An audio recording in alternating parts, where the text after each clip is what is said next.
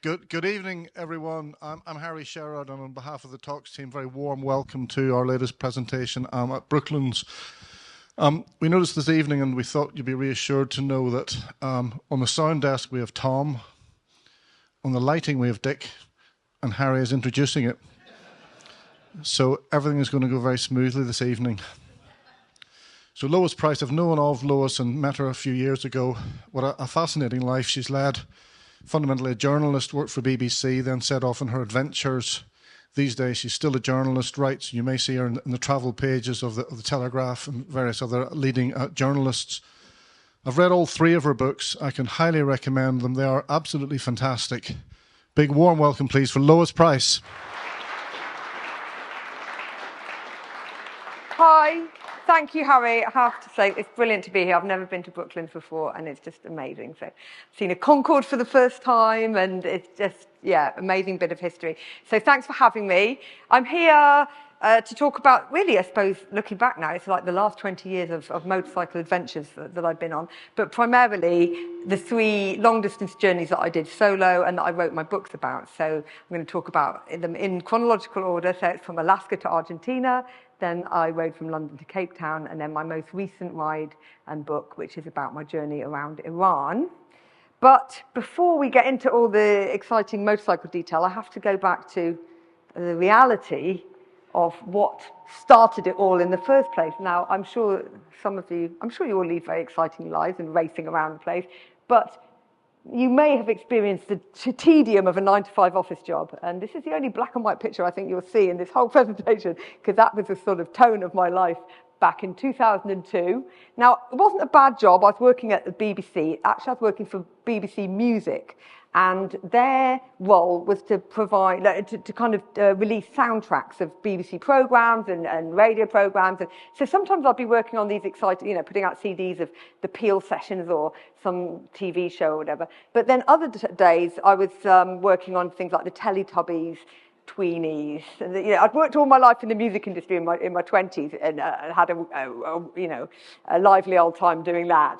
And so I got this plum job at the BBC and thought, yes, that'll be, a good grown-up thing to do, and Mum will be pleased, But the moment came when we had a gold record, a #1 hit single with Bob the Builder. And you may remember, can you fix it? Yes, he can, yes. I've tried to blot it out of my memory, but that was the low point of my career. So while we were in the office and all the champagne was gushing and clinking glasses and everything, admiring the gold record on the wall, I was, head in my hands thinking, surely this can't be the pinnacle of my life. I have to do something different. So I decided I needed to leave all this office life behind and hit the road. I just passed my motorcycle test, and I think this is a really explosive combination of a newly minted motorcycle license and a boring job. So you put the two together, and there's only one thing that's going to come out of that. So at the time, this was my first bike. I rode, I was really into the old British bike, so I had this Bantam, which basically just fell apart all the time, never started. Turned out to be really good training for life on the road, because I was forever picking up nuts and bolts as I rode around London. Then I got another BSA, a 650, which was a little bit more reliable. But I realised that if I wanted to do a long-distance trip, I needed to get something a little bit more up-to-date, I suppose. So I sold them, and I bought a Yamaha XT225, which is a small trail bike. But then I had to decide, well, what am I going to do with it? At this point, I sort of handed in my notice, but I'd never ridden outside of the M25. I had no idea about any of this stuff. Nobody in my family rode motorcycles. I didn't really know many people that had done anything like this, really. I bought a copy of the Adventure Motorcycling Handbook, which is the kind of Bible for this kind of thing. And I decided I would ride halfway around the world. I thought, I'd like to do the whole world, but just half we'll have to do as a starter trip. So I thought, where can I ride a long-distance route?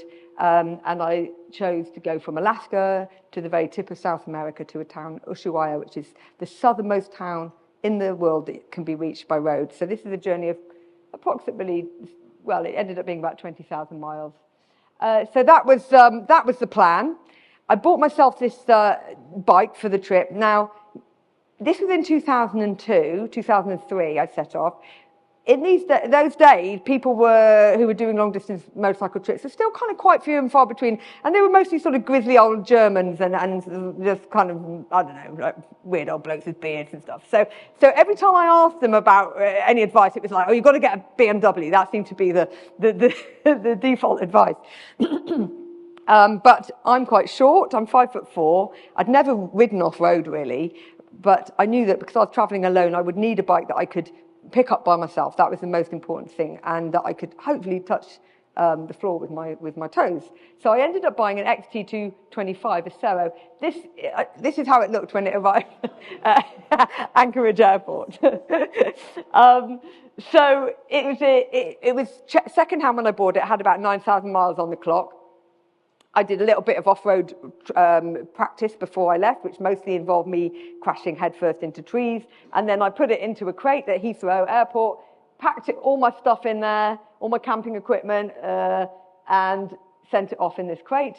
And then I flew to Alaska, and there it is, in the car park at Anchorage Airport in Alaska, putting it all together, and most importantly, putting a British flag on so nobody thought I was an American. Even in 2003, this is very important in South America and Central America. So this was the kind of the preparation, and then I set off. And this is how it looked as I set off from Alaska Airport. It's a complete shambles, I have to admit. And as you'll see throughout the evening, my motorcycle planning and particularly luggage has got just smaller and smaller as I've gone along. But I think there's a tendency with, when you first set off on a journey like this, is to sort of panic. It's like panic buying. You imagine all the things that might go wrong, and then you buy something to kind of mitigate that potential threat. So I had, this thought, well, supposing I get a puncture, well, I better bring a pump with me. So I brought an electric pump, and then I thought, well, supposing the electric pump breaks, so I bought a hand pump as well. So I ended up sort of two of everything and millions of pairs of pants, because you just think, well, you're always going to need pants, aren't you? So it's just, and likewise socks and T-shirts and hats and gloves, and you just, so ridiculous amount of stuff stuffed into all my panniers. And sure enough, I set off from Anchorage. I was there very early in the season. It was snow up to here still. It was late April. And I remember pulling up at this gas station with this bike piled high, and obviously my British number plate. And this grizzly old Alaskan guy comes out of this petrol station with these big dogs, and he's got a big beard, and he's like looking at me funny and looking at my British, bright yellow British number plate. He's like, "Where are you from?" And I said, "London, England." And he's like, "Where are you going?" I said, "Argentina." And he just went, so I couldn't really take it in. And I was like, neither could I. I was like, bloody hell, Argentina. And I had a sort of a wobbly moment of like, it's too far away. I couldn't even comprehend it. And I think really that's the moment I realized you really have to go one day at a time with this kind of thing. But Alaska was thrilling, to a Brit like me. I'd never traveled much. I'd been to Europe a bit, been to France or Holland, and I'd been to the States only once. I'd been to New York for a few days. So to suddenly find myself in the Alaskan wilderness on a motorcycle, to have left that office job behind, and I used to ride through this snowy, huge scenery and be literally whooping and punching the air and laughing out loud, all on my own, like a total madwoman, thinking about my boss back at the office and that I was here doing this, and I couldn't get enough of it. I just rode and rode. I had real white line fever, which just loved. I just loved every minute of it. And then I would sleep in the snow like this, camping. Just roll up my clothes, and I don't do that anymore. I'm too old now and I want a proper pillow, but in those days I'd roll up my clothes, put them under my head, sleep in the snow. Yeah, this is brilliant. Loved every moment of it. And it was just incredible to me that this was possible. And I think this is one of the things that's wonderful about motorcycle travel, as opposed to if you want to ski across the North Pole, or I don't know, you want to fly around the world or something. You need an enormous amount of money. You probably need sponsorship. You need a team. But to have a true adventurous experience like this, all you need is a little bike and obviously a bit of money saved up, and then anyone can do this. Off you go. So it's just an incredible revelation to be going through these this amazing scenery like this. So I remember I was camping out in the snow like this, and I'd been seeing a lot of black bears roaming around, which is incredibly exciting. The first one I saw, I was, jumping off the bike, taking photos of it. By the time I'd seen like 13, I was just like, yeah, another bear, yeah. So I was quite blasé about them, but they were roaming along the side of the road, and then I set up camp one night, just in a little forest. And I was asleep in my tent, tucked up with my woolly hat on, and all my clothes in the cold. And I was woken up by this thudding sound right outside the tent door. And I was like, oh my God, it's really loud. And of course I was in the middle of wilderness, complete silence. This thud, and then another thud a bit further around the tent, and then another thud, and another. And there was these thudding noises just circling around the tent. And then suddenly all of my sort of, young bravado failed me. I was like, oh my God, it's like the mad axe murderer has found me, of course. It's always the mad axe murderer.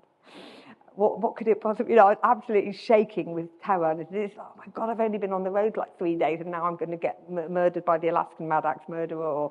Or it's a bear, it's got to be a bear. It sounds like a big bear, and the big plodding footsteps of the bear. So I lay there for like good, 20 minutes or something, just listening to this. Just kept happening, and I was like, oh my God, this whatever it is circling my tent. There's no way I'm going to get out of this alive. And in the end, I summoned up all the courage. I put on my glasses, I had contact lenses, so I was like half blind. Put on my glasses and put on my head torch, peeked, crept, with the zip, opened the zip of the tent, and stuck my head out. And then, sure enough, this massive thud, bam, right next to me. And I looked up, and this huge, massive wodge of snow had just slipped off the tent and landed right next to the tent. And I looked around with my head torch, and suddenly the whole place was completely white. There'd been an enormous snowfall. Everything was covered like this deep. And the snow was so heavy that it had just been falling off my tent, sliding off the side of the tent roof, and creating this sound, which, of course, in my imagination, I'd thought to be, imminent death. So it was a really good lesson very early on in the journey that really things aren't usually as bad as you think they are, and that your imagination is not to be trusted. And I think that was actually quite good that it happened then, because it made me sort of keep a cool head when things did get sticky.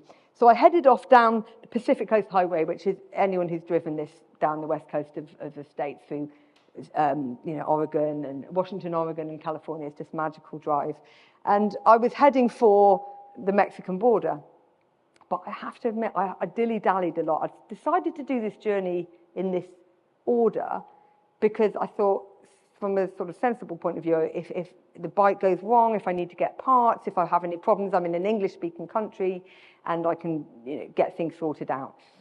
And then once I got into the swing of it, I will enter Mexico, Central America, where things will inevitably be a little bit more tricky. But what I didn't really realize that actually in America, what you also have to contend with is just enormous amounts of paranoia and terror warnings. So everyone I met, as soon as I told them I was going to Mexico, they were just, oh my God, you're going to get robbed and raped and killed and murdered, and there's bandits. So, and as a quite a green, naive person, I sort of believed them really, and I didn't have any other evidence. So I was absolutely dreading approaching the Mexican border. And I remember taking this photo and thinking, this could be the last photo I ever take. It was really that bad. And so I crossed that border, and now when people ask me what was your favourite moment of this journey, I would say it was this moment, crossing the Mexican border, because, of course, it was nothing like the Americans had warned me about, and it was absolutely wonderful, full of wonderful, friendly people and great food and just beautiful desert scenery, amazing riding. I went down through the Baja Peninsula, and it just, again, it goes to show that the warnings, the external warnings are to be ignored as well as the internal warnings, because it never is as bad as people make out. So that was a really, really good lesson for me. And for me, the Mexican border is where the real adventure started. And it reminded me really what the motivation was for this journey. It was to kind of put myself out there in situations that were potentially difficult, that to really, in a sense, to test myself and to find out, am I the kind of person that can do this? I didn't even know, like I said, I'd never left the M25.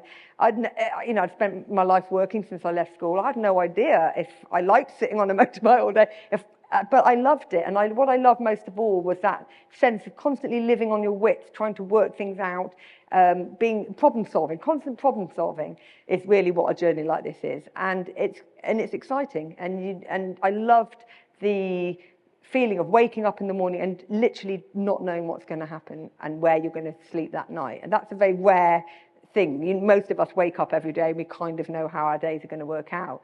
So to have that excitement and uncertainty every day was really, really thrilling for me. The other thing that by the time I got to Mexico, I'd been on the road for 3 months and I had got rid of everything, almost everything. I was down to 3 pants and I realised you turn them inside out, that's like 6 days, you can get away with it.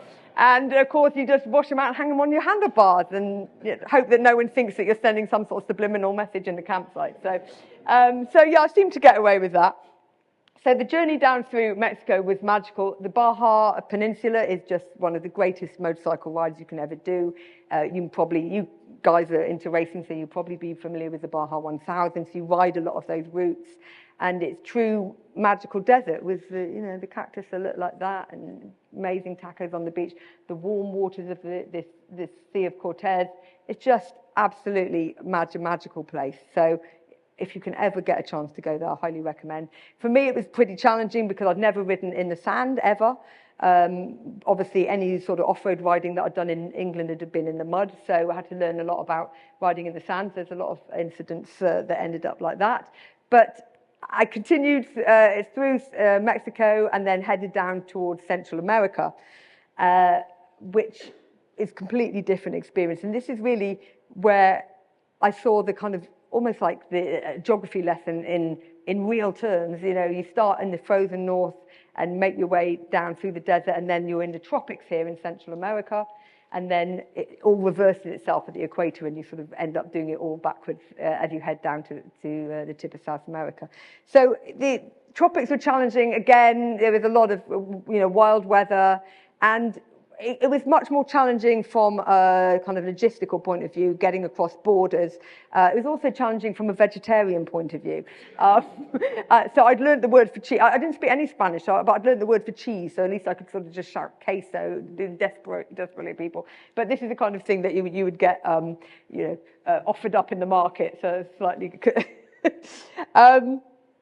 The other problem in Central America at this time, so this is going over 20 years ago, maybe different now, but there was a lot of corruption, and at the borders, a lot of bribery, and there was also this phenomenon where in Nicaragua, particularly, people would dress up in police uniforms. Don't know how they got them. Maybe like a fancy dress shop or something. But anyway, and then they would extort travellers and try and sort of get money out of people. So I'd heard about this, but you never quite know. I was very wary about warnings now because I realised that a lot of them are sort of exaggerated. But I'd heard about this, and so sure enough, I was riding along this road in Nicaragua, and it was a very remote dirt road going through a banana plantation, and it was getting towards the end of the day, starting to get a bit dark. I was thinking, I'd better find somewhere to stay. I was heading for the nearest town, just plodding away on my bike, and suddenly, out of the banana trees, these two guys jumped out of me on this little 125 bike, and they were wearing police uniforms. I was like, oh my God. Okay, and so they said, stop, and they're pretty scary and shouting, and I was like, oh God, okay. So they said, right, and they start circling the bike and making up lots of ridiculous laws, like, it's £100 fine to have your headlights on. You can't carry this box on the back of your bike. Now, this is a country where motorbikes are used to carry, like, the entire family, a box of chickens and a huge bunch of bananas and stuff. So it's obviously just making things up. So it's like $50 fine for this, $100 fine for that. And they were, like, menacing and really scary and sticking their fingers in my face and everything. I was like, oh, my God, what am I going to do? And then they said, hand over your driving license. So I thought, okay, so I pulled the driving license out of my back pocket, handed it over to them, and they were sort of examining it, and it was all a bit, getting a bit frosty. And then the guy just took it, put it in his pocket. He said, if you want it back, $50. And I was like, okay. So I got on my bike, started up the engine, and said, see you later, and drove off as fast as I possibly could. What they didn't know is that while I was in Los Angeles, I'd been to like a print type place, like Kinko's, in the hood, where they're very happy to make like fake laminated versions of official documents. So I'd taken my British driving license in, colour photocopied both sides, and then laminated and cut it out neatly so it looked like proper DVLA issue. And I'd made 5 of them just for these exact moments that these 2 fake policemen didn't realise that it was like, great, I get to use one of my fake driving license on these guys.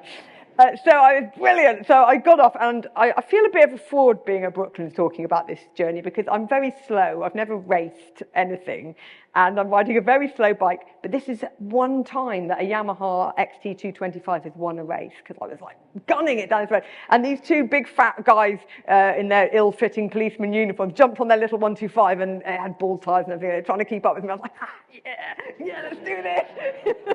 And sure enough, I left them in the dust. It's literally the only time I've ever done that. So a little shout out for the mighty Yamaha Sero there.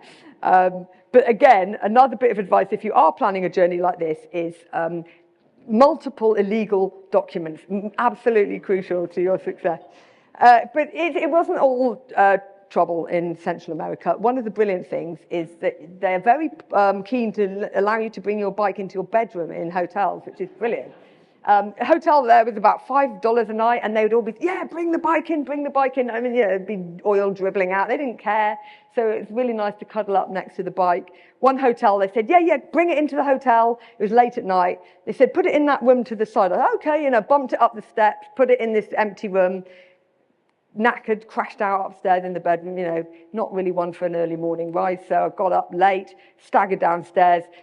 Everybody's up in the hotel having breakfast in this room with my bike right in the middle of it. And nobody's even like turning an eye. They're just absolutely cool about it. So it's very relaxed. And I do really, I've been trying to introduce this idea into British B&Bs, but nobody's really going for it at the moment. But I'd like you to take that campaign on if you can. In the Cotswolds, somewhere like that, I think this would go down a treat. So that was the kind of end of Central America. It's a tricky one. You may be aware that there's a gap, literally a gap in the Pan American Highway. So the Pan American Highway, it's a sort of exciting sounding name, and you imagine it as this big road that travels the whole continent. But really, it's just a sort of collective name for all the major roads through all the countries. But it comes to a complete stop in Panama, just short of the Colombian border, and there's a gap of about 70 kilometers, which is just dense jungle, and you can't get through. Some sort of hardy souls have attempted to do it on motorbikes, but it's really, really brutal. So most overland travelers either put their bike on a boat or put it in a light plane. So I put my bike on a small plane and shipped it off to South America and met up with it again in Colombia, I think. Yeah, well, I went to Colombia and met my bike in Ecuador. So entering South America was just a magnificent experience. It was so different to Central America, which is very, very dense, very tightly packed, very tropical, a lot of vegetation. And then suddenly I was in the Andes, and it was just absolutely magical to be up in those mountains for me. Not so much for the poor bike, which is, you can imagine, it's second-hand already when I bought it, 9,000 kilometers on it, or 9,000 miles even, and only 225cc, carrying me and all my underwear, and struggling up the hills. It's still going, but at 5,000 meters, it was really hard. I changed the carb, the jets in the carbs, but it didn't help. And it was like puffing up the hills in Bolivia at like 10 miles an hour. And really almost ground to a halt. But it was thrilling riding, great, just really so wild up there, crossing rivers. I ended up hooking up with some Harley. I ended up sort of being adopted by a Harley meet for some reason, which was kind of weird. Ecuadorian Harley riders, and they took me on a journey and found this amazing example of Ecuadorian roads. So this is the kind of thing that you just have to be ready for all the time. It's just, like I say, always problem solving, always trying to find workarounds and routes. And it's like, can you get over the rocks? You're going to have to go back. Obviously, the Harley riders didn't have a hope. And then I was back in the desert. So it was like following this seeing this kind of change of scenery around the globe, literally day by day, was really just something really special about that. Still getting stuck in the sand. This is in Peru. And then the final section of that journey through South America is kind of the pointy bit, really, the Atacama Desert in Chile. And it is the driest, emptiest place in the world. I think there's some crazy statistic, like it gets one millimetre of rain every 10 years or something. It really is just so hard to comprehend the sheer scale of it. Now, as you can see here, there's another bike in the picture, and I'd met up with another rider. And this is a girl, Rachel, from France. I'd met briefly in Mexico, and then we rode again, met up in Chile, and we rode the rest of the way down through Chile and Argentina to Ushuaia. And it was really lovely to actually have a companion for that section.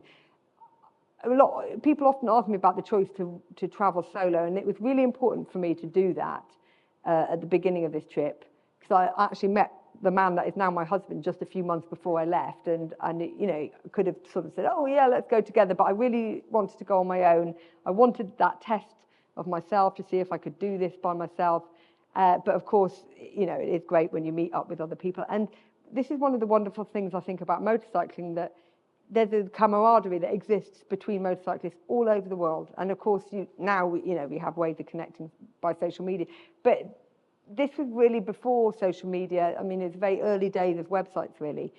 So you would hear about other motorcyclists, like, oh, this guy from, Switzerland, I just saw him.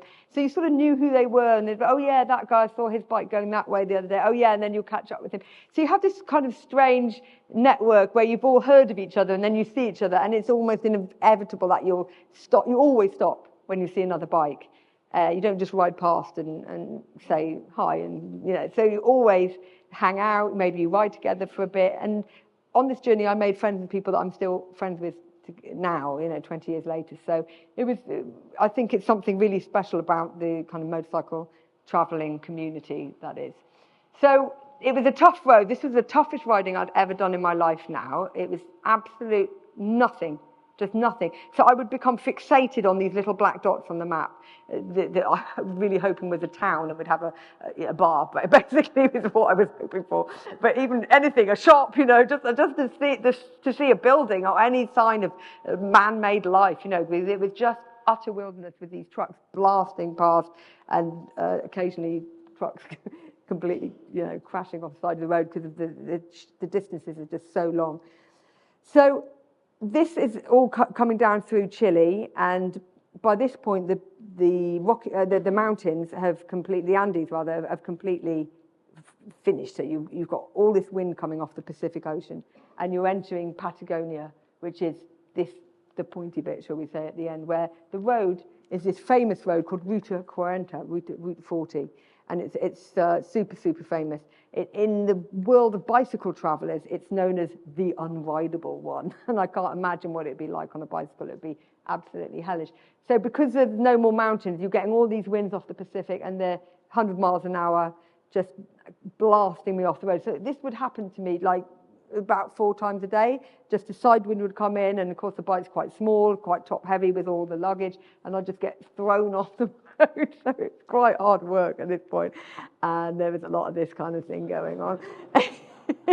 But at this point, the end is in sight, so you have this, like, you're a bit demob happy, really, because you've got another few hundred miles, and Ushuaia is finally there. And so I was really, like I said, I was really happy to be riding with this friend Rachel that I'm still friends with now. And we kind of limped into this little town. There's hardly anything around. The only places we'd seen were these like roadhouses that were like something out of a Western, like gnarly cowboys, like actual cowboys with, hats and horses, sitting there like playing dice and drinking whiskey out of bottles, So, and we would like walk in there like, hi, can I have a cup of tea? So it was an absolute another world. You feel like you're absolutely at the end of the world in Patagonia. And we found this town, and we were like, oh my God, it's an actual town with a street and some buildings and a shop. Oh my God, a shop. So we ran into the shop hoping to find something to eat, and found like chocolate milk that had expired in like 1997 and a can of tuna from 2 years ago and stuff. But we were still like thrilled to be eating anything. And so we were all ready to set up our tents just like next to this shop in this town. And then we heard this old lady calling from across the road, this little wooden cabin, and she was shouting out, "Chicas, chicas," as in girls, and you girls, because we were all dirty and covered in dust, because it's so dusty. And we were like, yeah, we might not look like chicas, but we are actually chicas. And she said, oh, come in. And she invited us to stay with her that night. And she's sitting there, a really old, lovely old lady, doing her knitting in a rocking chair. And she's making a bit of conversation in Spanish, and we're trying to speak a bit of Spanish. And she said to Rachel, oh, where have you come from? And Rachel said, oh, I've come from Santiago, Chile, which is the capital, which is probably about 1,000 miles north. The woman dropped her knitting, literally dropped it on the floor. Oh my God, you come from Santiago? Oh, I can't believe it. She was absolutely shocked. And then she turned to me and said, where have you come from? I said, Alaska. And she's like, oh, okay, just carried on. So it was just an exact mirror image of the guy at the petrol station in Alaska, and me telling him that I was going to Argentina, and I had this sort of flashback of the two of them, like, wow, it's too big to comprehend it, and too much almost for me to comprehend, really. I don't think you really take it all in until you go home and sort of absorb it all. So I finally made it to Ushuaia.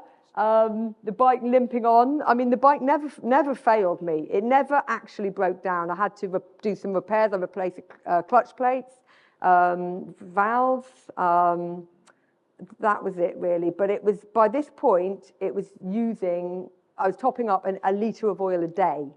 And it only takes 1.1 litres. So it's like having a daily oil change, which is very expensive and also really hard to find oil in places like this. So that's more what I was buying in the bars, was oil rather than whiskey, really. But yeah, I made it, and no punctures, which is all down to the ladylike riding style, I'd like to think. So I rode up from the very bottom. I rode up another 2,000 miles to Buenos Aires, the capital of Argentina, which when you've done that journey, suddenly you think, oh, it's nothing, you just ride up. But that was the real end of the journey, and I shipped my bike back to London, and I went home, and really not knowing what on earth was going to happen next. I'd left my job completely, and that was another decision that was really important to me. I didn't want to just take a sabbatical and then slot straight back into that, what's the next Bob the Builder single kind of thing, like nothing ever happened. So I wanted to have that feeling when I left that anything could happen. And I think that was quite important, really, and that's taking that step is what makes things happen. So I ended up writing a book, and that had never been the intention either, but I'd left on this journey. It was early 2003. As I said, it was very early days of the internet, no social media, no blogs, nothing like that. My brother is a software engineer, and he'd said to me, I want to learn to write HTML. Why don't you just send me emails and pictures, and I'll create a website? I mean, I literally, nobody knew anything about this kind of thing then. So I was like, okay, that sounds like a fun thing. So that's what I did, and I was just sending back emails to friends and family with my brother, obviously, picking them up and putting this text on, and then I would take the photos on a film camera. So all these pictures you've seen today are all on film, and I would get the film processed wherever I was. So I remember sort of doing this everywhere, Guatemala City, and then I'd get them back after an hour or a day or whatever it might be, get them to the post office, put them in an envelope to my brother. My brother would scan them, and then he would put them on the website. It sounds completely ridiculous in this day and age of like instant posting and live video and everything, but this is how it was done. And the weird thing was, after a couple of weeks, probably by the time I was in Vancouver, say, my brother emailed me and said, it's pretty weird, your website is getting 2,000 hits a day, and this was just set up for my friends and family. So I was like, that's kind of strange. And then I was getting emails from random people saying, hey, if you're ever in Kuala Lumpur, come and visit or whatever. Motorcyclists were reading it, sharing it, and I suppose it was an early experience of going viral, as they would say now, but it was all sort of by mistake, if you like. By the time I got to California, I stayed with a friend in San Francisco who's an author, and she had an agent in New York, a literary agent. She said, I think she'd like the book about this, and I never even considered it really. So I wrote to her. She said, yeah, do the rest of the journey, and then when you get home, write up a proposal, and that's what I did. And sure enough, I mean, you know, had all the rejections, but I think J.K. Rowling had, 19 rejections for Harry Potter, so somewhere around the same. Sadly, haven't sold quite as many books as hers. But yeah, so in the end, she found a publisher in America, and then in England, and then translations around the world. And I suddenly had this whole new career on my hands. And also, I'd really found what I loved doing more than anything, which was writing. And I'd always enjoyed writing, but it never occurred to me that I could make a career out of it. And really, that is the best thing that came out of this journey. I mean, the journey was fabulous in itself, of course. It's a brilliant thing to do, to ride a motorcycle through all these countries. You meet wonderful people, you see all these wonderful places. But to find my sort of creative satisfaction in life, which is really the kind of constant goal. I'd never known what I wanted to do for a living, and then I found it almost as a byproduct of doing this journey. So that really was the best thing for me that came out of it, and so I never went back to the day job.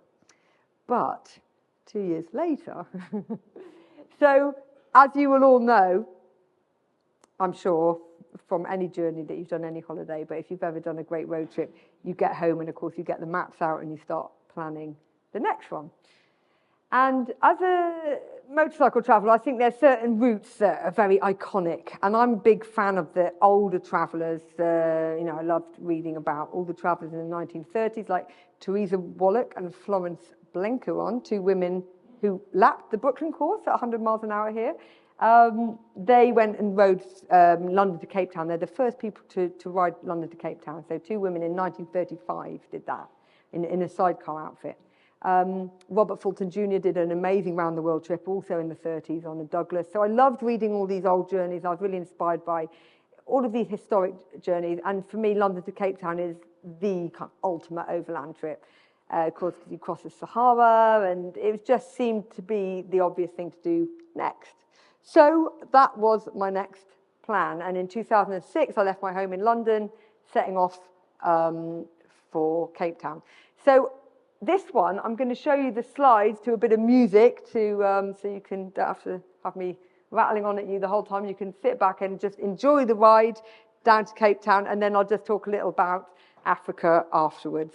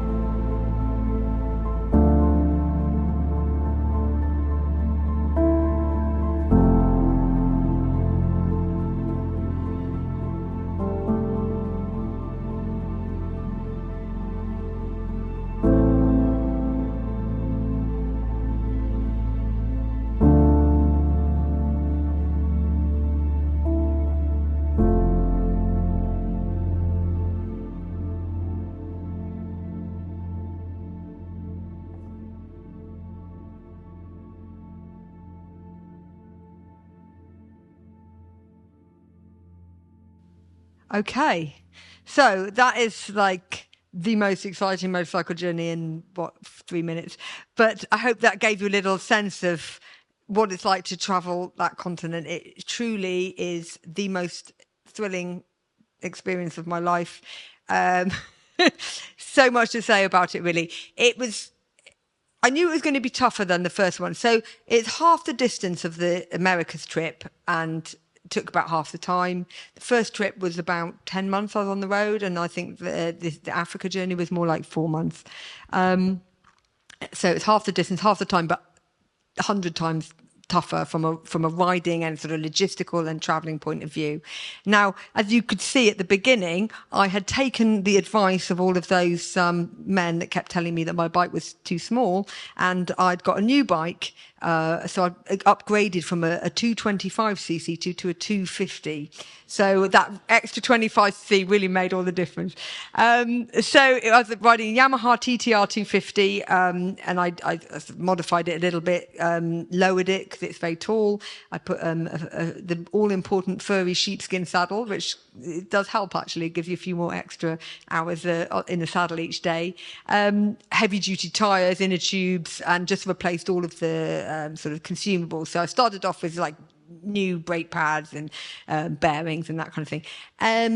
Again, the bike was brilliant. It didn't go wrong at all until literally the last sort of 100 meters of Africa. Amazing. Got through all of that, got across the Sahara Desert. It got through all the mud of the Congo and the land mines and minefields of Angola. And then I was poised at the top of the hill and I could see the Cape of Good Hope. And there's a sign, as you saw it there, welcome to the Cape of Good Hope, the furthest, southern point on the African continent. And then my bike just conked out.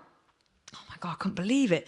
So I was there at the top of this hill trying to fix it and trying to get it going. And I was just, oh God, I can't believe I'm nearly there, And after everything, in the end, I just had to freewheel down the hill, and I rolled up to this place. And there's a kind of parking area, and everyone gets out and takes photos, and it just so happened that it coincided with the arrival of a minibus full of South African rugby players, and. No, they're not most enlightened gentlemen that you might expect to meet. So they were very amused by me rolling in with, on this bike. They're like, where have you come from? I was like, London. Oh, no, you haven't. You're lying. I was like, I have. Honestly, I've ridden from London, but my bike had just broken down. They're like, yeah, get out of the way. Come on, we'll fix this. They're all like, you've got any tools? And he says, and then his mate goes, of course she hasn't. She's a girl. So this sort of level of comedy. So I just stood there and thought, okay. So I let these guys take my bike apart and using all my tools and they're trying to get it going. Nothing worked. I was like, oh God, well, I can't, we know what's going to happen to me because it's not like it's in a town or anything. I'm right in the middle, it's kind of, right out on the edge of the continent. So have to get this bike going. So after about half an hour of them trying to fix it, I just said, look, just get out of the way, everybody. I grabbed my bike and I did the sort of ultimate reliable how to fix a bike trick, grabbed hold of the handlebars and gave it a really good wobbly shake. Hit the start button and it fired up. Yeah. And of course all the rugby players took credit for that, of course. But anyway, I rode off and feeling after that journey, really I can have a go at anything. I mean, this is what that journey gave me. It was so grueling at times, so utterly terrifying at other times, but it really did give me that sense of anything is possible.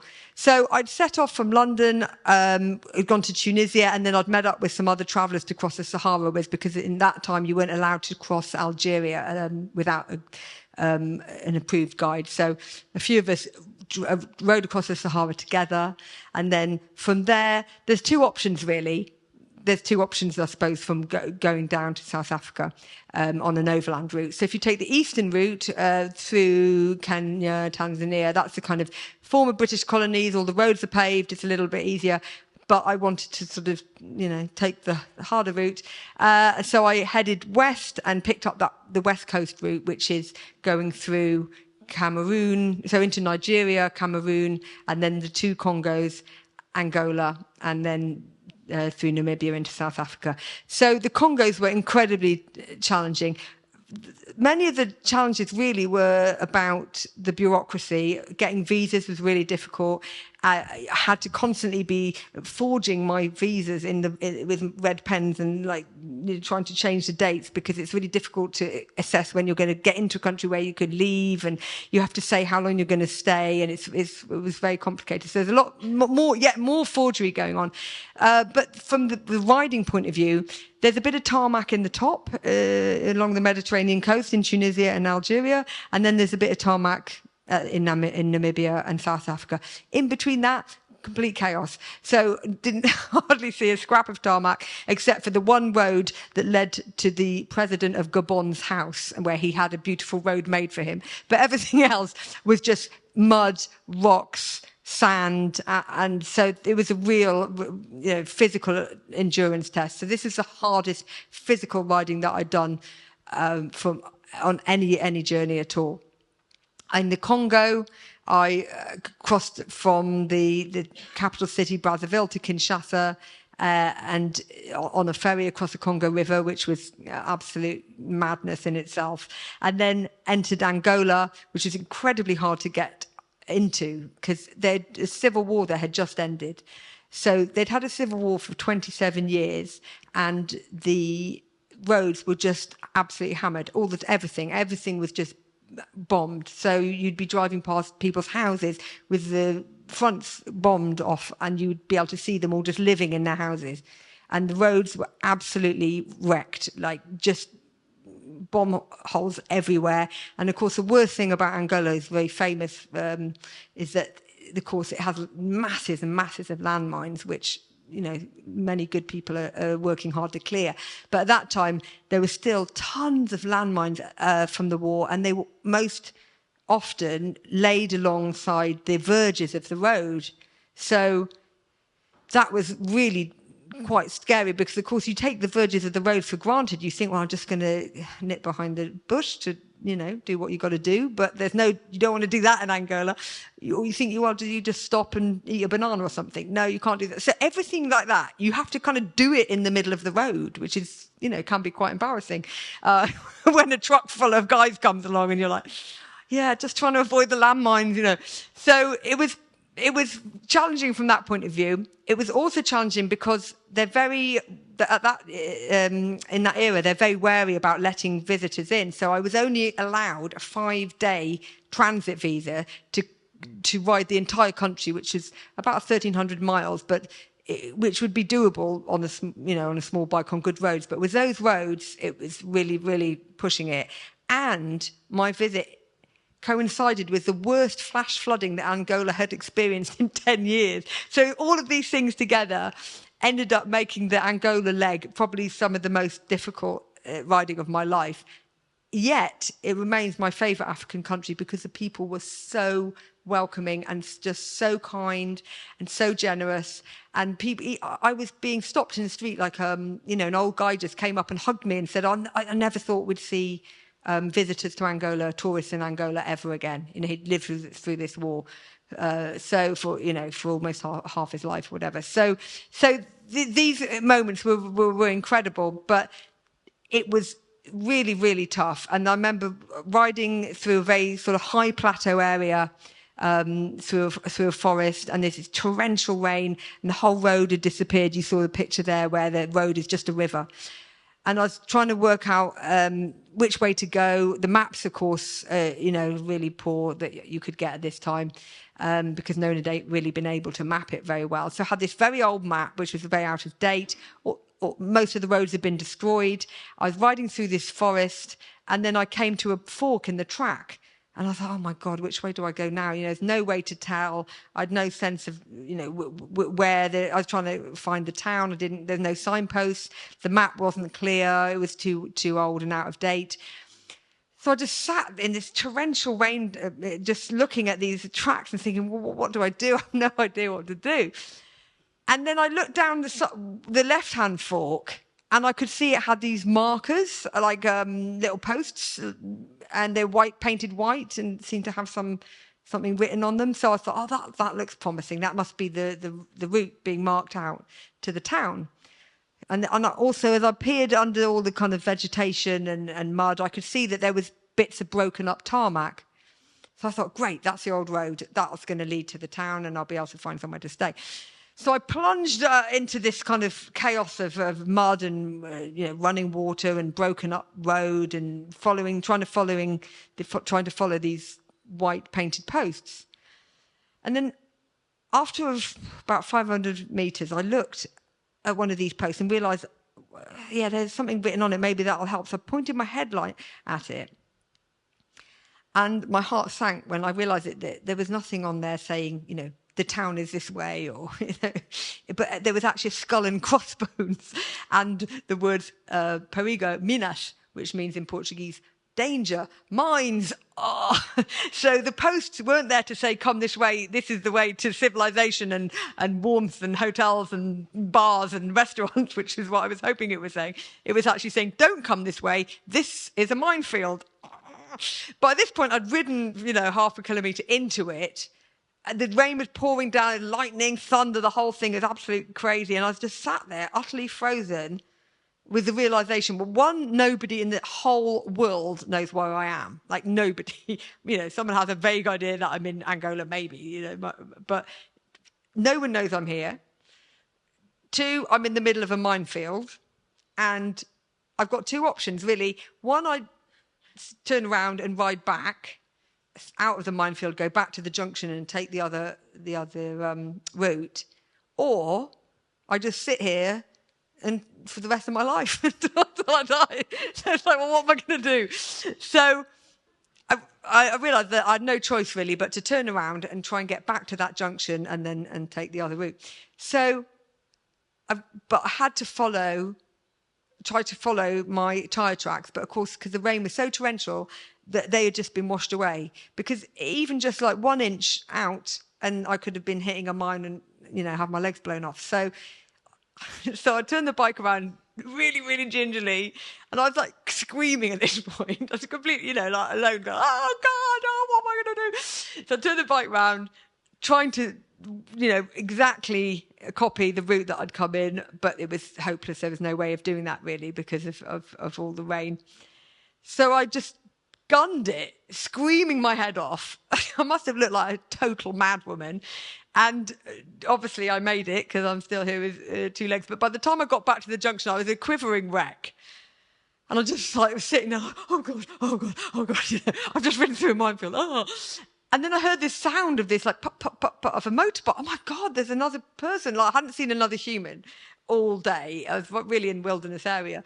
And I turned around and sure enough, there's this guy, a local guy on a little 125. And he's like total cool dude. He's got his shades on. He's got the most clean white spankly trainers, like flashy t-shirt, and just looks amazing. And I'm like a total wreck, like blubbing and covered in mud and everything's a wreck. And he kind of cruises up to me and like, hi. I'm like, oh my God, a human being, help. Where am I? What should I do? And he's just really cool, like the coolest dude ever. And he's just laughing. And he said, where are you from? And I said, England, London. He said, oh, yeah. Riding to Cape Town. Yeah. And I just felt like this big. I mean, he was laughing in the sweetest way, but really it just put it all into perspective. Because this is his commute. He was going home. He'd been at work, and this is his daily commute. And I was there, like, having the big adventure of my lifetime. So suddenly I kind of saw the bigger picture, and I said, yeah, right to Cape Town. And we were both laughing. And he said, look, come with me, follow me. I'll show you the exact route. He knew the exact place to ride to avoid all the potholes and the muddy bits and so he did this amazing like skillful ride all over these rocks up this river, and I was like hanging on for dear life trying to follow him. And we got to a road and the sun was setting, and he sort of said, you go that way, I'm going this way. And it was just an amazing moment of just that kindness of just kindness of strangers, really being looked after by somebody who I, will never see again and had never met before. It was just an amazing moment. And really, Angola was full of stories like that. I was really well looked after by the Angolans, so had a really special place in my heart. So the African journey, well, that was quite quite an event. I went back, went home, wrote that book, and I took a few years off and did fun, easy things like riding across America and just dirt biking around Spain. But then I got itchy feet again, and a funny thing happened. So it's probably in 2011, I was in London, and I was on my Africa bike, which looked like it had been to Africa still. And I was parked outside, very near the Iranian embassy in London, meeting my brother for lunch, who worked near there. And at the time, there was a huge diplomatic spat going on in between Iran and the UK. And the Iranian embassy, the British embassy in Tehran had been closed. It was a row over sanctions, and there'd been protests, and then all the staff had been expelled. And then there's a sort of tit for tat where they do the same in Britain. So the Iranian embassy was closed, and they expelled all the people and sent them back to Iran. And it was all like, are we going to go to a war with Iran? There was all these, dramatic headlines and everything. So I was sort of vaguely aware of it, but I wasn't really intending on doing another journey. And then I came back to my bike, which had been parked in the dripping oil onto the streets of South Kensington. And there was this note had been left on it saying, I like your bike, and have you ever been to Iran? And I thought, that's funny, it's quite a nice, sweet thing to happen. But I thought it's probably just someone I knew because, this small world of adventure riders, we all sort of know each other by our bikes, so it wouldn't be that unusual to sort of see a friend's bike that you recognise and leave a note. But then I read on and it said, come to Iran, don't believe what you read, we're not terrorists. That was the bit in capital letters, we're not terrorists. And I thought, okay, that sounds quite scary, the idea of going to Iran, considering all the things that were in the news. And then I've been out of practice of all this for a few years, and I thought, if it's scary, then that means that I should probably do it, because fear is just the flip side of ignorance, really. And I'd learnt that with these other journeys, all these places that people warn you about, El Salvador or Colombia or Angola or Congo, whatever. And of course, you go there and you find that actually life goes on pretty much like it does everywhere else, and humans are pretty much like they are everywhere else, and the world isn't really a scary place at all. So I thought, well, would that be true of Iran? And it still did scare me a little bit, and I thought, well, if that's the case, then I really do have to go and find out for myself. So these are the kind of images that I think we all know, we all have of Iran, death to America and all that stuff. And this was actually a photo from the protests of that time in 2011. And this is the British embassy in Tehran. So you can see they're burning the British flag and all that stuff. So those are the kind of images that I had as I set off on my journey. So I was on another Yamaha TTR 250, and I rode across, entered from Turkey, rode across Eastern Europe and through Turkey. And I was all feeling quite bold about it at the time. And it was, it's going to be fine, blah, blah, blah. But I think, if you're a solo motorcyclist, it's very easy for those fears to kind of take over your head, especially sitting in the bike, in the saddle, hour upon hour, spending time alone. So I was getting more and more anxious, thinking, is this really a good idea? And these are the kind of, images that I was expecting to greet me as I crossed the border. And sure enough, I entered Iran, and the terrifying Islamist men were waiting for me. And here they are. So this is probably my favourite. I might even be my favourite picture of all time, but it's certainly my favourite picture from Iran, because it just sums up my whole experience there. They're just such kind, wonderful, warm, fun, cultured, interesting, sophisticated, but I can't, the superlatives are just too many. It's just a wonderful, wonderful country. And I mean, that guy's moustache is worth going for alone. It's just amazing. So these are just some guys in a hotel that looked after my bike, but they put it in a special place, and they put a little sheet over it, and they put the CCTV camera on it, and, and they were just absolutely adorable. So that was really, just from the word go, I realised this was a very, very special country and very different from anywhere else I'd been. And I realised also that from the point of view of writing about it, this was not really going to be the same as my other journeys. It wasn't crazy adventures and border crossings and, ripping it up in the desert. This is, I felt almost an obligation to write about Iran and share that with the rest of the world, and really try to tell people what it's really like, rather than what we hear about on the news. From a motorcycling point of view, it's actually a little bit hairy. This is a typical street scene in Tehran. So nobody takes any notice of any traffic signs or anything. The classic was, I saw a guy on a motorbike, riding up a one-way street, texting on his phone and smoking at the same time. And that really sums up the kind of carefree, gallivanting around Iranian approach to traffic laws. So it is quite hairy from a riding point of view. The other biggest challenge, of course, was getting around, because all these other countries I'd been, South America, Central America, all Spanish-speaking. I could speak a bit of Spanish. I could at least say the words and read the signs. Same in Africa, all French-speaking mostly, apart from Portuguese. But again, same alphabet. I arrived in Iran, and really, that's when I realised, oh my God, I'm not going to be able to read anything. They're very strict on kind of keeping English language out of sort of public life. So you'll see a few English language signs maybe near the capital, Tehran. But I arrived in the city of Tabriz, and I looked around and I realised I couldn't read a damn thing. I was like, what the hell am I going to do? Somehow I managed to find a hotel. I managed to book in a room, a lot of pointing and, phrase books and stuff. This is before Google Translate.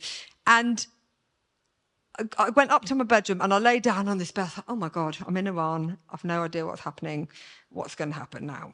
And all I had, I didn't know anyone then. All I had was one phone number of a guy in Tehran, and he was a friend of a friend of a friend.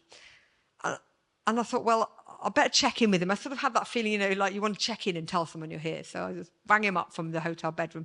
Hi, Lois here. You don't know me. I'm the friend of the friend of the friend. I'm in Iran. Yeah, I'll come and see you in a couple of weeks when I'm in Iran. Yeah, great. See you then. Bye. Put the phone on. Okay. Right, just lying on my bed in the hotel room. And then half an hour later, the phone rings again. And it's the desk downstairs, and they speak a bit of English, and they say, there's some people here to see you. And I was like, oh no, is it the Revolutionary Guard? They got wind of a woman on a motorbike. Because in Iran, Iranian women aren't allowed to ride motorbikes in public. So foreign women are. But I thought, I was already nervous about the whole thing. It's like, they're not going to approve of what I'm up to. So I was, thinking, oh my God, they've found me already. So I went downstairs expecting the worst.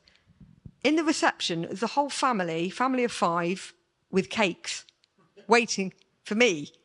They brought me cakes. I was like, well, who are you? And so this guy in Tehran, the friend of the friend of the friend, had phoned his friends in Tabriz, where I was, said, there's a random English woman on a motorbike you need to go and find.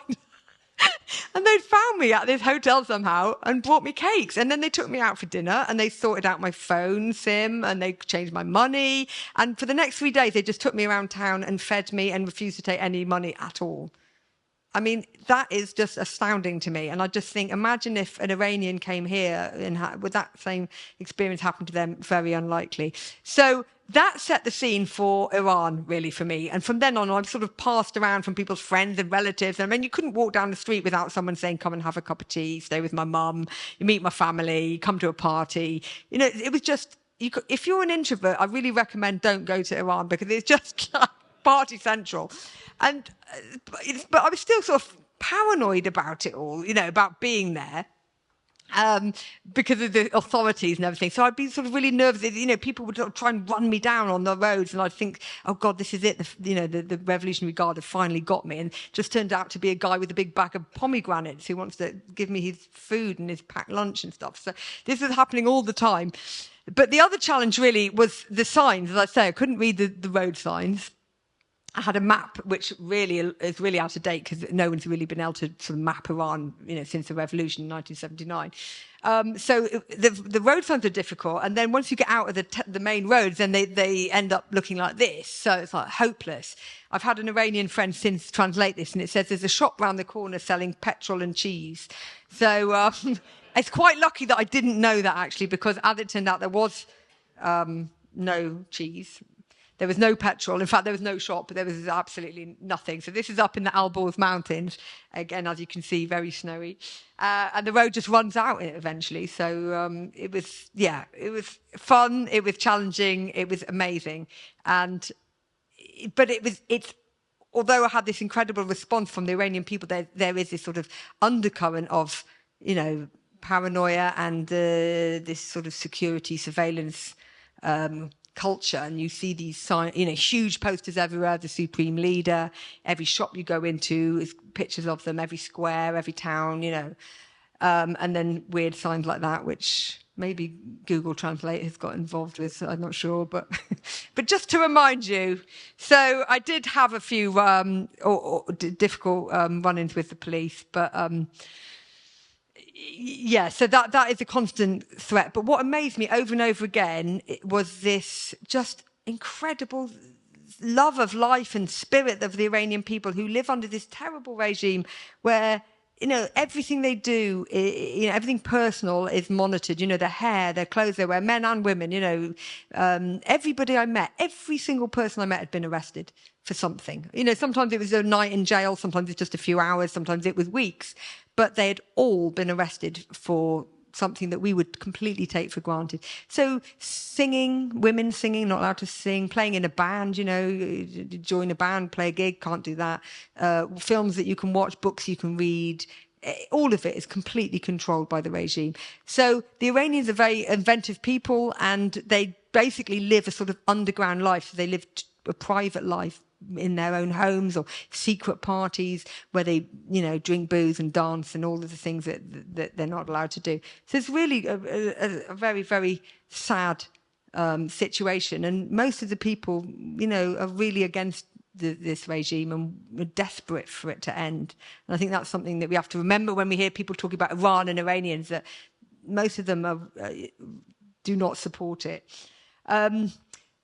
Like anywhere, there's a good, healthy motorcycle scene. And as I say, women not allowed to ride in public. Men get together. This is like the equivalent of the Ace Cafe in Tehran. So we would gather on a Sunday. They gather on a Friday. That's their equivalent of a Sunday. And they do crazy stunts like this. And they particularly like the kind of T-shirts, flip-flops, no helmet, two-up wheelie, which I think is excellent.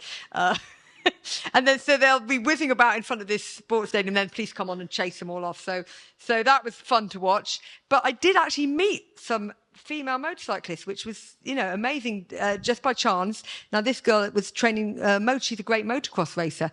And so it's quite specific. Women aren't allowed to ride in public, but they are allowed to ride on private land. So all this motocross, there's a big motocross racing scene for women in Iran, and they all do it on private land. She was telling me her mum is really supportive. The guy that trains her is really supportive. So it's all these stories that we never really hear about. Again, this is another famous Iranian racer.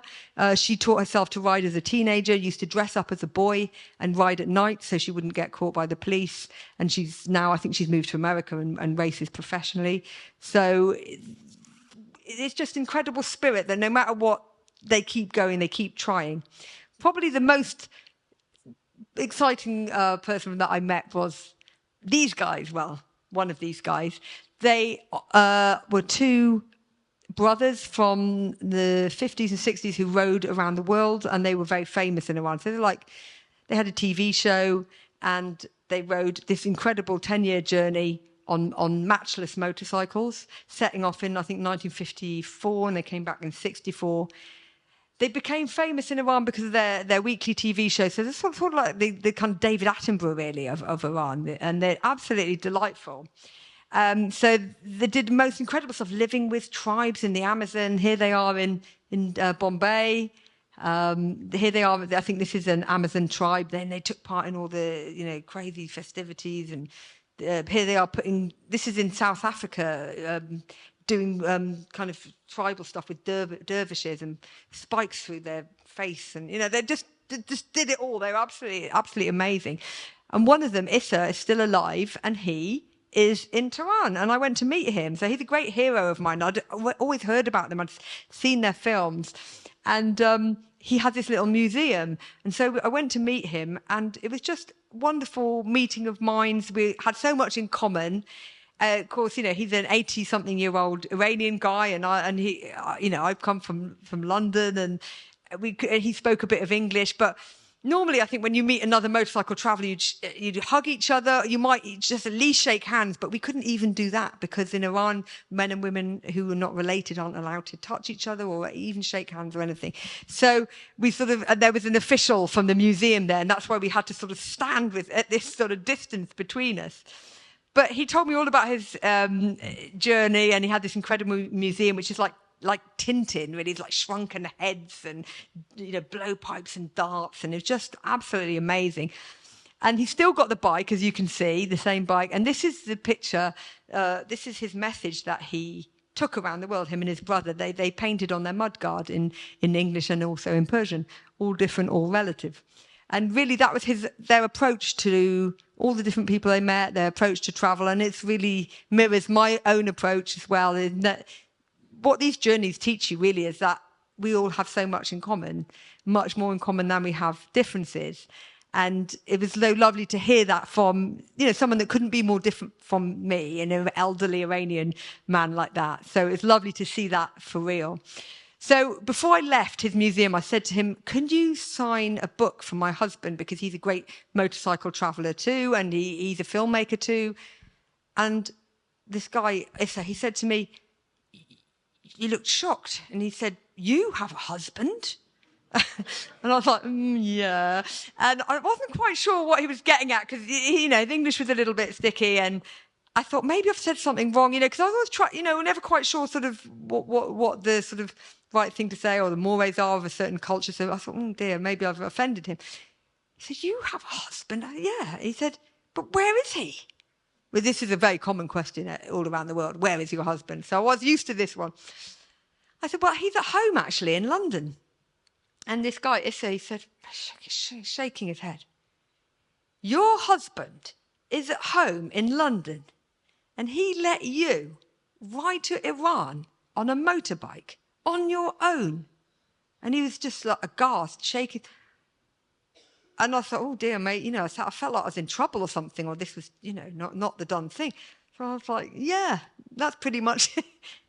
And he shook his head and he slammed his fist down on the table. He said, I think that is great. So then he was friend for life. So I'm going to just show you a little 3-minute film, really, from Iran that just captures it all, I hope. Iran aggressively pursues these weapons and exports terror. I see the impact and influence of Iran everywhere. An Iranian military leader threatening to kill American generals. It's an axis of evil.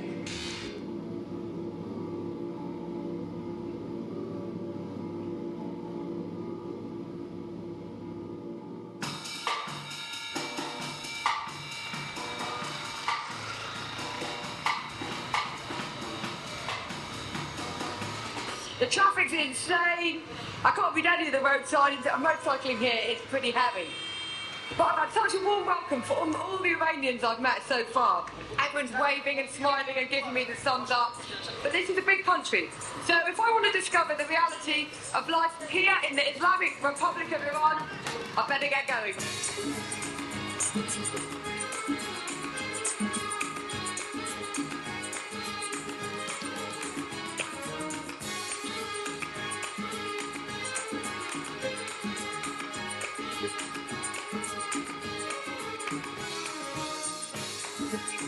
My route took me 3,000 miles, from the mountains of the north to the deserts of the south, through remote villages, bustling towns, and the sheer madness of Tehran. As the days rolled by, my overwhelming impression was of an undeniably modern, industrious country, underpinned by a rich ancient culture and a strong sense of identity. But what really stood out was the genuine warmth and kindness that radiated from everyone I met, again and again and again. Iranians make it very easy to hang out with them, even if you're supposed to have given up smoking.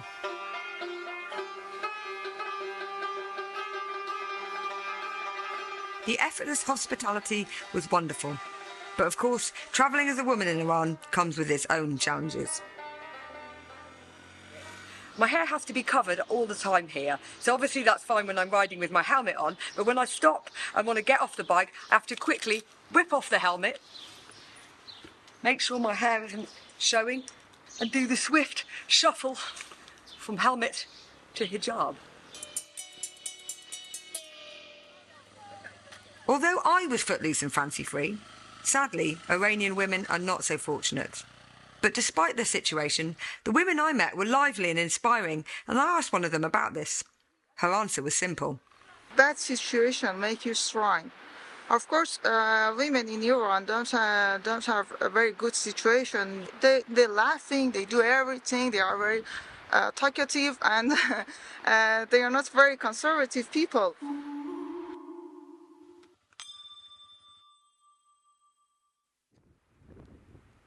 One of the thrills of life on the road is never quite knowing what's going to happen each day. I was literally plucked off the street and invited into the home of Ahmad and his wife Mariam. And I wondered, why would he help a complete stranger? I expect people to be kind. Human being is a human being. It doesn't matter you're Christian, doesn't matter you're Muslims. I think we need to help each other, no matter what your religious is.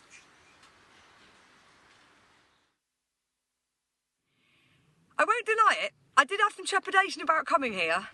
But thank heavens I didn't listen to all that stuff I saw on the news, and that I didn't listen to those people back home that said, Iran? What do you want to go there for? I've had a great time here, so if you do get a chance to come, please take it. I'm so glad that I did.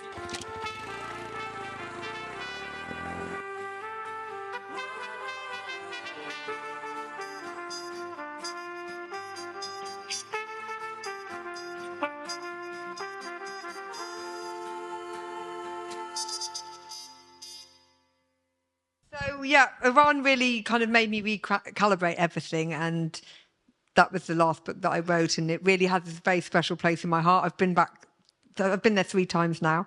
I would go tomorrow if I could. I really miss it every day. I love it. And one of the wonderful things about writing this book and doing this journey is that I've made tons of Iranian friends who all over the world who kind of constantly invite me to their houses for dinner everywhere. So I've eaten a lot of Iranian food, which is always a pleasure as well. So it's really, I think, shown me that, you know, the image of a lot of these countries we see on the news or, you know, social media posts or whatever it might be these days, was frankly wrong. And the only way to find out for certain is to go out there alone. Ideally, I think there's something about travelling alone that puts you in a vulnerable situation, and people respond to that. Obviously, people often ask me, you know, is it dangerous as a woman alone? And the reality is, no, not really. In a way, I often think it's safer because people respond to you. I think it's a natural response to see somebody in your country and actually want to help them and make sure they have a good time. I mean, I've had a few run-ins and obviously I've had some sticky situations here and there, but on the whole, I've experienced enormous amounts of kindness and hospitality, and just realising that actually, as I said before, the commonality of humans, and that we all really exist hoping for much the same things, you know, a home life, food, love, free Wi-Fi, you know, we're all after the same stuff, you know. So there's nothing like travelling to really bring that home. And I think the other point is that, as I said at the beginning, a motorcycle makes this possible. You know, if you want to do these dramatic, you know, expeditions to the South Pole, that's out of the reach of most people. But a 2,000 quid motorbike, that is more feasible, save up a bit of cash. You know, you can make your own stuff. You just need the clothes you're standing up in, and you can go and have an experience like this. You don't have to be some super duper explorer.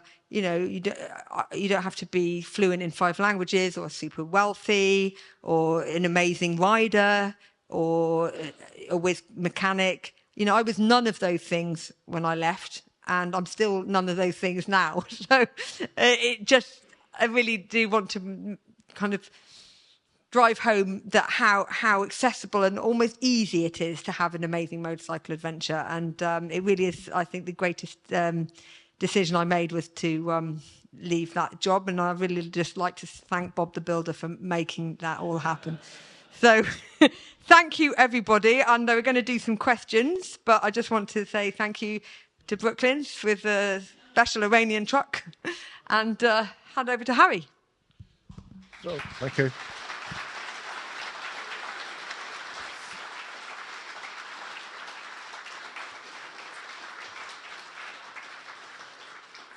So yeah, that was fantastic, Lois. Having read your books, it was everything I was expecting. So thank you very much indeed. So apologies, people at the back, with a slight sound problem earlier on. So we'll have to microphone share. So I can actually project what to do. So, Chris, do you want to do you have any questions for Lois on this side? I've got one in the front row here, Chris. Just over here. I've got one just here. Hi, Lois. Hi. On the Iranian trip, so there's lots going on, and there's a couple of motorcyclists has been detained, I think. Correct. Yeah, and you've got Itchy Boots Travel, another traveller you'll probably be aware of. Yeah. So would you still do the same trip again, like now? Do you know, I think about that all the time because, so what Stuart's referring to is this couple, British couple, isn't it? That they entered Iran beginning of January. They had a 5-day transit visa. They were with a guide, which you think would make it safe. But they'd posted their intent on Facebook and they sort of probably got themselves in trouble a bit doing that. Anyway, they were arrested as they were about to leave the country, which is a standard thing in Iran. It's like they monitor you as you're doing it and then they get you just as you're going out. So, yeah, I mean, it's really hard to know. I probably wouldn't go right now because I know from Iranians that I know who kind of have intel on this as well, that there's basically a kind of government policy now on arresting people as a means to get money. And when I was there, the last time I was there, 2016, was when Nazanin Zaghari-Ratcliffe, you're probably familiar with her story, she'd just been arrested as I was leaving, and I was like, oh, God, So the government has changed. It's much more hardline than it was when I was there. I was there during a little golden moment. So 2013 to 2016, Obama had got in, the nuclear deal was going down, sanctions were being dropped, Iran was opening up to tourism. Just had this amazing luck to be able to get in then when I did. And then 2016, Donald Trump got in. That's when I was last there. The nuclear deal was off. All the sanctions are back on. And then, of course, they respond in kind by arresting people and getting money out of it. So those people were really unfortunate, obviously, but probably also rather naive, unfortunately. I mean, it's a terrible situation that they're in. But no, I don't think I would go now. Wish I could, though. Any other questions for Lois? Got another one just here. Yeah, hi. So when you get back home, do you make much money selling the bikes? Selling the books or the bikes, did you say? Bikes. Bikes. Oh, bikes. Well, that's interesting. I've never had that question before. No. My first bike got stolen in London. So I shipped it back from, I shipped the Sero, the Yamaha Sero. I shipped it back from Argentina. And then it got stolen in London. The Yamaha TTR 250 that I had in Africa, I shipped that back from Cape Town to Tilbury. And then I gave that to a guy in Bulgaria. That's another story. Anyway. And then the third bike, I shipped it back from Iran. I rode it to Iran. I kept it in Iran for a year or so and went back and rode it around a few times. And then I realised that things were getting difficult with Iran and that I had to get the bike out. Otherwise, I probably never would. So I sent it home and I sold that to a friend. So, no, I mean, to be honest, they're pretty knackered by the time I finish with them. So they're not really worth very much. Oh, hi, Lois. Hi. Wonderful speech. Thank you very much. Very heartwarming. I was just going to say that I owned 2 TTR 250s. Oh, cool. And I used to do enduro with one, but they just would never die. Yeah, just exactly. Hammer them to death. It's amazing. And I just was going to ask if you ever have been approached by Yamaha to say how wonderful they were at the time. Yeah, good point. No, why not Yamaha? But I do, I'm a huge fan of Yamaha, and now I'm actually a Honda rider nowadays. But really, for a trip like this, the Japanese trail bikes are just bomb-proof, and they were brilliant. As I said, I hardly had any problems with them at all. But no, unfortunately, Yamaha haven't hired me an enormous amount of money to promote their bikes. Hi. Thank you so much. You remind me so much of my crazy family. Maybe we're related. Maybe. I wouldn't wish that upon you. Likewise. My late mother raced here, flew airplanes, rode horses. Wow. My father, when he was in the RAF, flew her out on an RAF Transport Command to ride in a camel race, bundled us, typical of my father, bundled us straight back on the aircraft, straight home again. And Christopher Angel, he was a keen motorcyclist and head of BBC outside broadcast, outside broadcast engineering, a keen motorcyclist, and his sister just died in Zimbabwe at 106. And thank you so much for all this. Thank you. No fool's losing his train of thought. Just go on. But what next? What next? Good question. I am not planning any sort of more solo trips, really. I feel like I've got them out of my system, and I do a lot of motorcycling, off-road motorcycling now in Spain with my husband. He leads tours out there, off-road tours, and we are currently creating something called the Spaghetti Western Trail, which is connecting all the locations of the Spaghetti Western films that were made there by dirt bike. And by road. So we're making a map and a guidebook. And so that's a kind of ongoing project. So a bit closer to home, but still a lot of fun. Hi. Can you hear me? There we are. Yeah. I'm Lois as well. It's nice to meet another Lois. Great name. Are you on the loose? Well, I do have a picture of myself standing in front of your poster. I'm sort of blocking you out, but it's got Lois on the loose. Excellent. Over my head. So I just wanted to ask you, you've obviously got, with your journalistic background, you're obviously used to writing articles and putting things in writing. But for someone who's starting out and blogging her own motorcycle trips and things, how do you go about moving on to trying to get published from this point? Well, yeah, I mean, this has probably changed since I started doing it, 20 years ago. But I think the key thing is what probably helped me. I mean, I didn't write for a living before I left. I was in the music side of the BBC, but then I got into writing professionally afterwards. I think the crucial thing is to find a niche, that's something that is just you. Now, I think I was very fortunate because in 2003, there weren't many women doing, in fact, there were no women really doing long distance motorcycling and writing about it. There are probably only like 1 or 2 books written by women about motorcycles, maybe even only one I can think of, actually. So in that sense, I was quite fortunate in that it was easy to kind of find that niche. But I think people that can write well and have a strong written voice and have got an unusual story to tell will find their way. But I think that's the crucial thing, is like what's going to make your writing stand out from other people's. I do actually teach writing courses, so if you want to come and talk to me later. Hi, Lois. Hello. Love your stories. They're so inspirational. Oh, thank you. Love to go on something similar myself, actually. But I think, for me, all those long journeys you do, how the hell do you find fuel? Yes, it's an interesting one, because I think that's one of the things that I used to worry about. And my first trip, I carried a 5-litre petrol can, which really I didn't have to use as much as I thought I would, because one of the things you realise is that obviously most of the time you are literally on a road trip. You're on a road, and that means that other vehicles are on it. And where there are vehicles, there will always be some form of getting petrol. So whether that might be an actual petrol station, as we know them, or some guy who's selling it out of jerry cans out of his back of his van or his garden or whatever, or some shack. In Africa, people sell it out of Coke bottles by the side of the road. But it's supply and demand, really. So if you're on the road, you will find somebody who will sell you some petrol. There were only a couple of places where it really was a problem, and that was the Atacama Desert in Chile, where there's a stretch of about 470 kilometres with nothing, no petrol at all. And then I had to fill up the jerry can and fill up Coke bottles and strap them on the back with bungees and all that kind of stuff. And Sahara as well.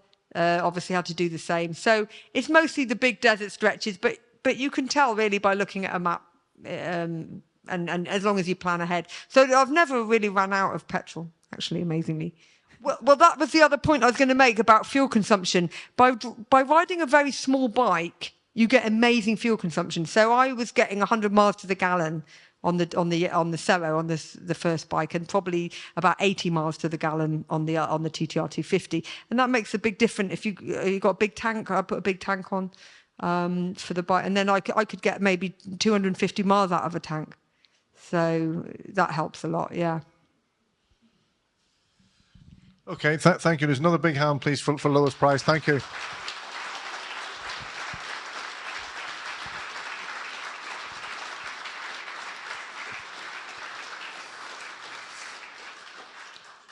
So Lois, assisted by Lorraine, will make her way to the back now, and she does have a stock of her all 3 excellent books. If you haven't read them, as I said earlier, I do recommend them. So.